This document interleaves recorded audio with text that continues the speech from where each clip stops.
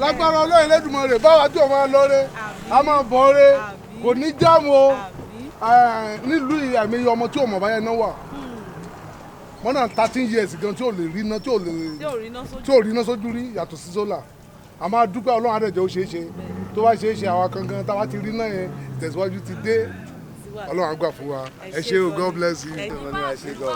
inú wa dùn gan èmi gan mo dúpẹ́ lọ́wọ́ báwo ní gbogbo ọ̀nà. I'm a retired NEPA staff. Mo dúpẹ́ lọ́wọ́ báwo ìgbésẹ̀ tó gbé 100% ló fi gbé ìgbésẹ̀ yẹn a lè dúpẹ́ lọ́wọ́ ẹ̀. More than 15 years now, 20 years. More than 15 years. Báwo ṣe gudugu méje yàyà mẹ́fà now a lè dúpẹ́ lọ́wọ́ Ọlọ́run. Orúkọ mi ni Adémilólú Olúwafẹ́mi. A wà ní Ìmẹ̀sísí Àgbàdo. A dúpẹ́ Ọlọ́run pé lóòótọ́ pé wọ́n ti promise wa bẹ̀tẹ̀ lè tá a rí ìyàlẹ́nu ló jẹ́ fún wa inú wa dẹ̀ dùn inú àwọn èèyàn dùn pé dandan wọ́n ti èròpọ̀ wa náà rí láìpẹ́ láì jìnnà báyà máa níná ní Gbọ́yìn tínú wa dùn wọ́n ti promise wa ti pẹ́ o ṣùgbọ́n eléyìí ó ti ṣeé ṣe àti gbà pé ó ṣeé ṣe lágbára Ọlọ́run báwo àníwá yín ti lẹ́kìtì o àwọn oore báyìí a máa wọlé tàn wá lẹ́kìtì ní Gbọ́yìn o àti 16 years.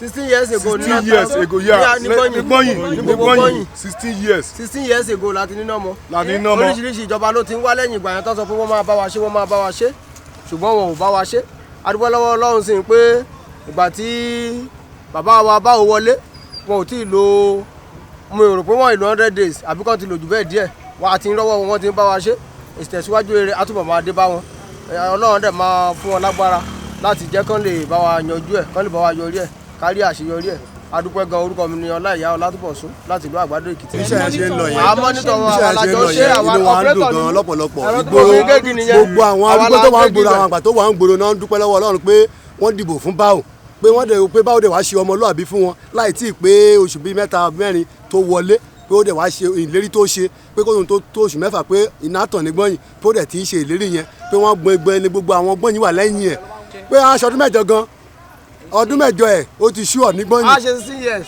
ó ti ṣú ọ̀ ní Gbọ́yìn o ẹ ṣe orúkọ mi ní Apostle Òjó láti Àgbàdo Èkìtì. Mommy, this is the compound of this is the globe. Mommy, we are married of Ekiti since January or February 2015. been excited. Yeah, here is the land. They are dancing. They are very happy. They are excited. Everybody here, you can see there people dancing on the main road, excited. You see grandma is happy that I have light. Yes, ma. Chini Odu. Yes, ma. Okay. Okay. Kenny Nancy. You can see people, they are excited, they are happy, they are jubilating. Thank you. Engineer Aregweshola. Ijo Ekiti. If I can remember vividly, it should be around 12 or 14 years now. That you had February 14 precisely. Around 12 o'clock a.m. So since that time, we could not be able to have the light. But fortunately, I thank God today, we have this light in our own surprise. God bless the Ekiti State.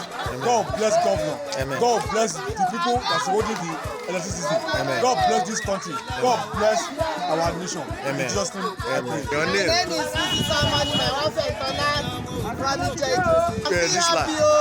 Be happy. You are happy? You're excited? Yes, Yes, I can see. Tiwa, tiwa.